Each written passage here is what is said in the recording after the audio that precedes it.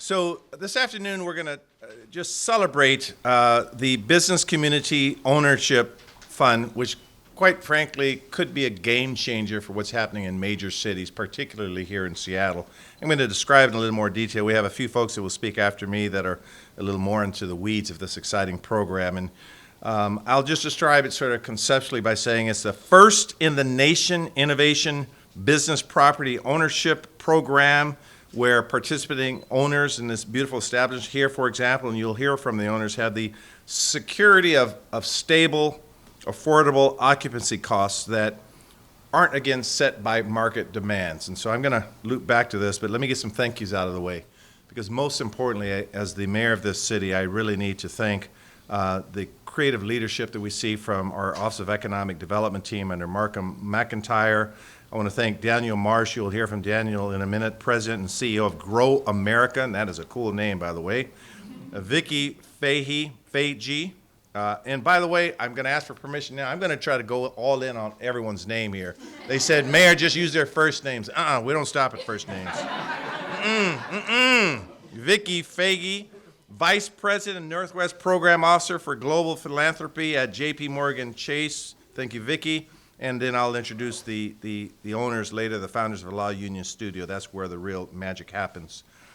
So how does this work? So the Business Community Ownership Fund, I'll call it BCO, it creates a real estate partnership, an LLC, and to purchase the ground level commercial property and mixed use buildings, and that allows the business owners to become members of the LLC, and then of course the LLC then leases the space to the small businesses. And again, this is a means to create some security, some stability, some certainty in the market.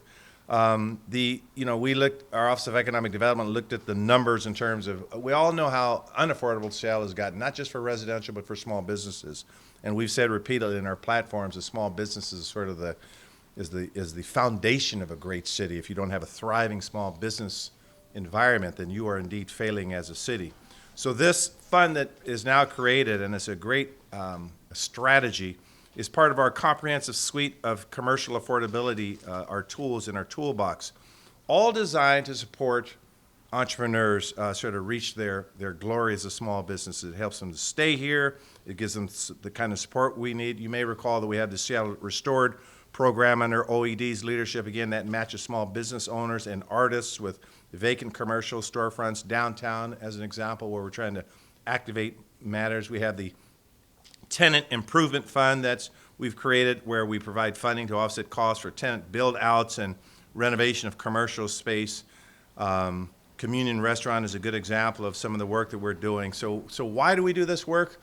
Again, as the city rapidly grows, and we sometimes should be very proud of our growth, but that could be a bittersweet kind of experience. If we grow and we make it unaffordable for these great entrepreneurs, then again, we are failing. So we're looking for every single opportunity, every kind of thought or process or idea that can help support our small businesses, and we'll put it into action, and that's what this represents. I'll close by saying that this particular one, many of you don't know, a little personal privilege here. My mom and dad just lived like 3 blocks from here. And when I get around Franklin Quaker territory, I get a little nervous here. But it was interesting that they sort of represented what happened in Seattle. My parents grew up in the Central District, and then in the 1970s, I'm old. Okay, let's just get it out there. They moved here when I was like a sophomore in high school, and so I literally would walk down this street or walk the other way to catch the bus to go to Garfield. And I just sort of saw this area change. And when I see growth like this, as mayor, the idea always comes to me, how do I preserve that which is great, the small businesses, that sort of cool element of our city. And so when we see construction projects go up, when we know we're investing in the small entrepreneurs, then we're doing something right. So I'm really glad we sort of kicked off this once in a nation kind of project. It's never been done before here. And so it's very near and dear to me, given the fact that I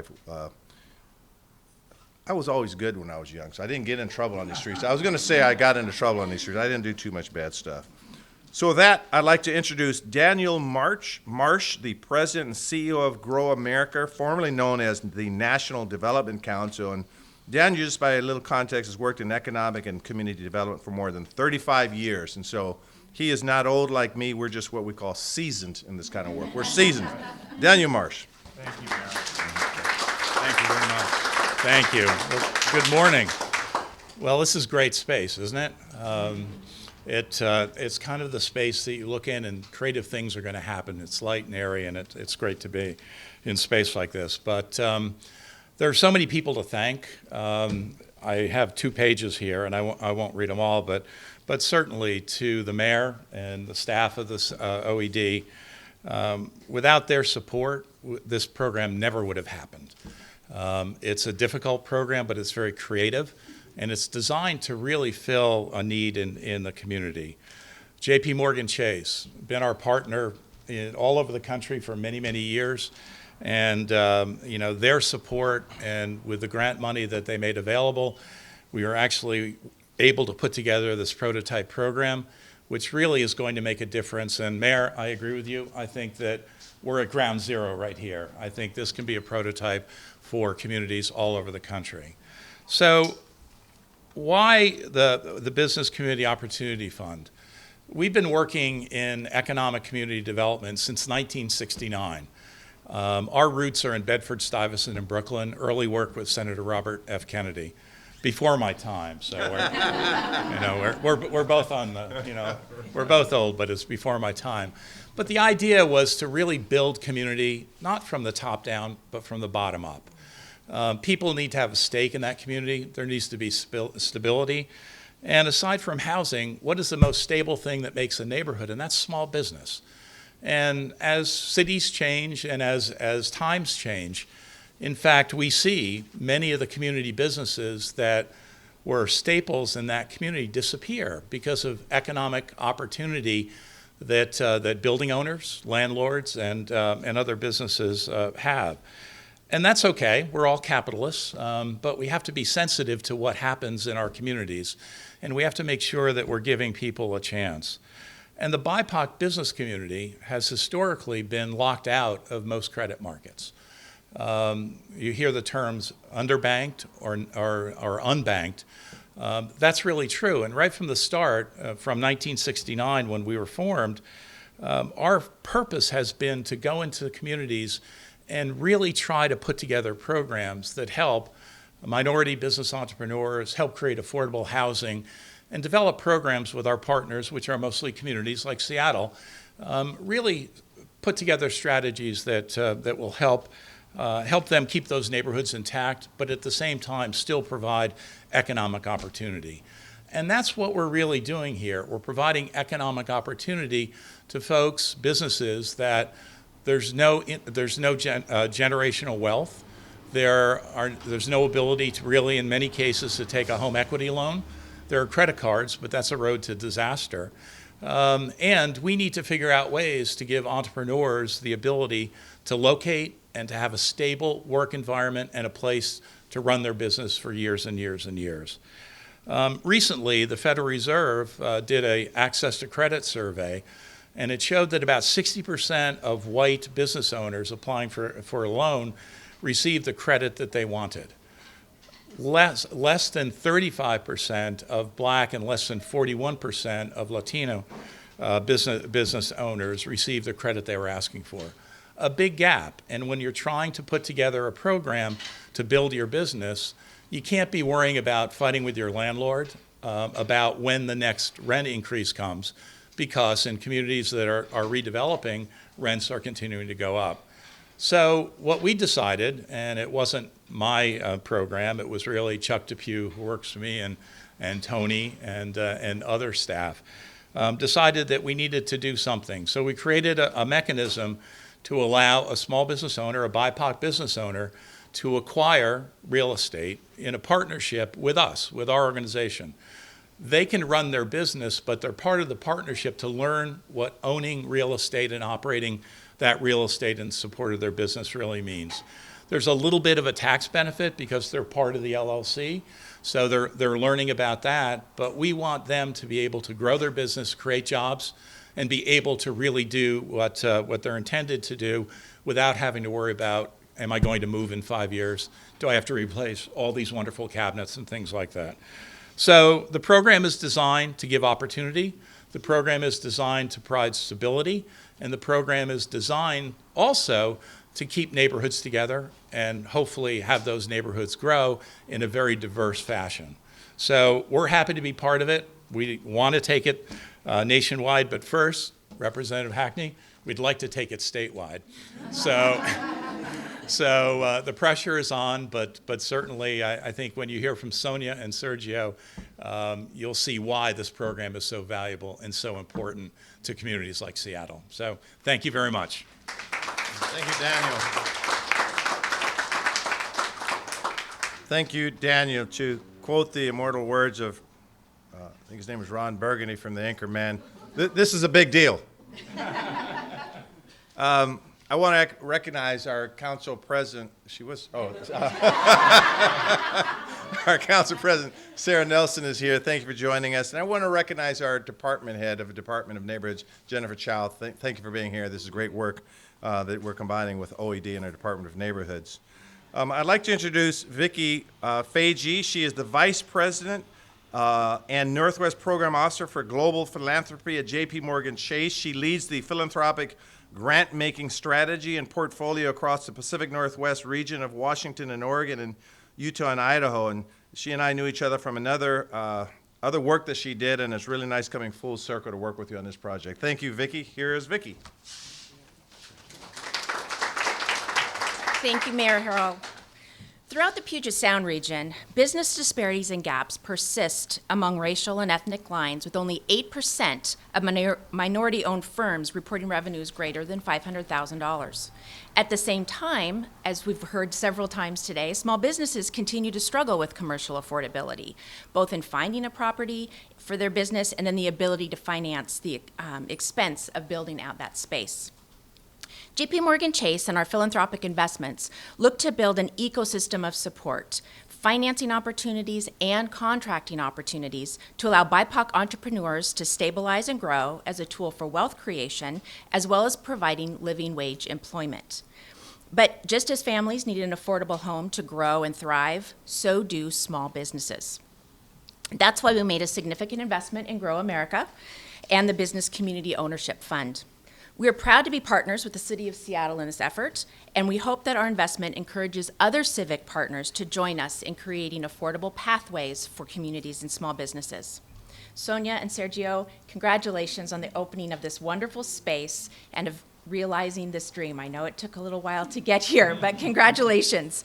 We're pleased that we were able to play a small part in it, and we look forward to your continued success, as well as the continued success of small businesses in Seattle. Thank you. Thank you, Vicki. Thank you, Vicki. And now we're going to introduce the real stars of today. And I was told to call them just Sonia and Sergio, but I'm going all in. Sonia Lynn Abenohar, I'm saying it correctly, and Sergio Max Lennon Talamoni? Talamoni. You're saying it wrong. I'm saying it right. Okay, I'm going to go with Sergio. As co-founders of the Law Union Studio, Sonia and Sergio work to create culturally immersive spaces and places that embody the heart and soul of our community and preserves our cultural ecosystem and celebrate identity. I asked the question, well, why those two? I know they're good looking, but what's beyond those good looks? In all seriousness, it's the work that they've been doing in community. It's their work ethic and effort. It's their community ties to South Seattle.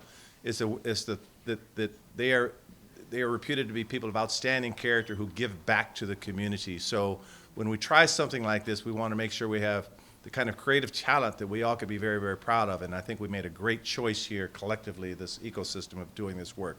So with that, I present to you Sonia Lynn, did it go by? You're saying it wrong too. Sonia Lynn and Sergio, come on forward.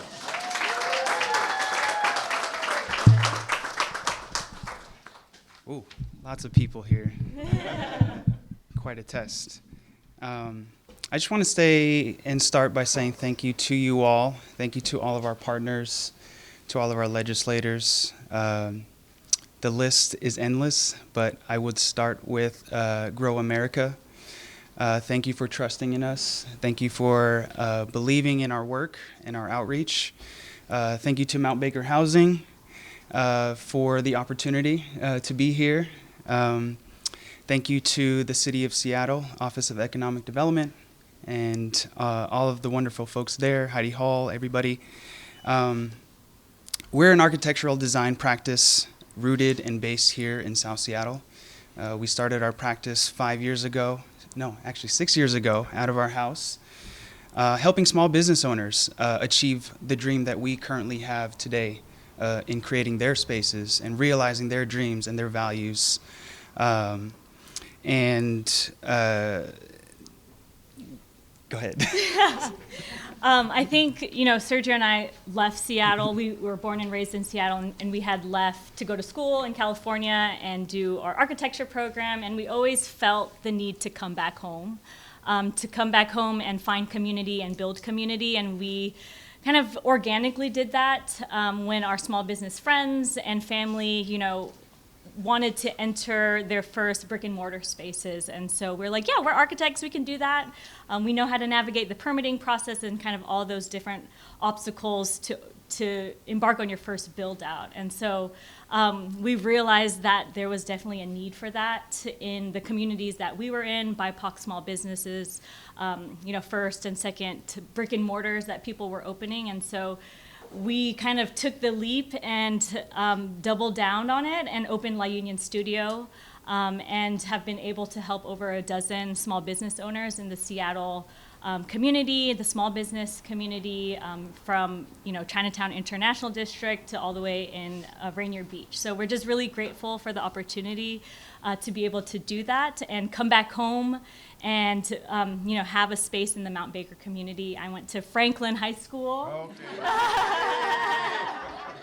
I went to Franklin, so it's just, again, full circle to be back here, to be able to make an imprint, have a space where we can physically host people. We designed it so that we could have events like this, and bring community in, bring the youth in to show them that architecture and design is a pathway, it's a career. We didn't know that until college.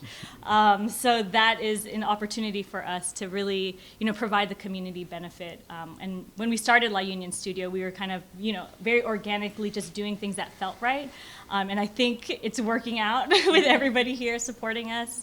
And like Sergio mentioned, we just want to thank folks. There was no blueprint entering this program. So we had a lot of faith in our partners and just everyone involved, just trusting us and supporting us.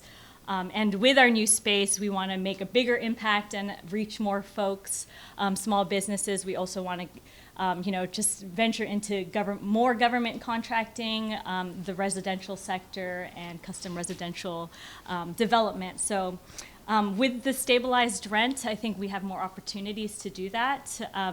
Because we can focus kind of our long-term gains and our long-term plan on reinvesting into our business and not having to worry about, like you mentioned, rent going up or having to plan at a 5-year, 10-year mark. We're here to stay, and it's really great to have this ecosystem of Mount Baker Housing just down the street. We'll also have Rainier Valley Community Development Fund in the corner space on MLK. So it's this whole ecosystem of small businesses that I think we were just talking about what really makes this community special.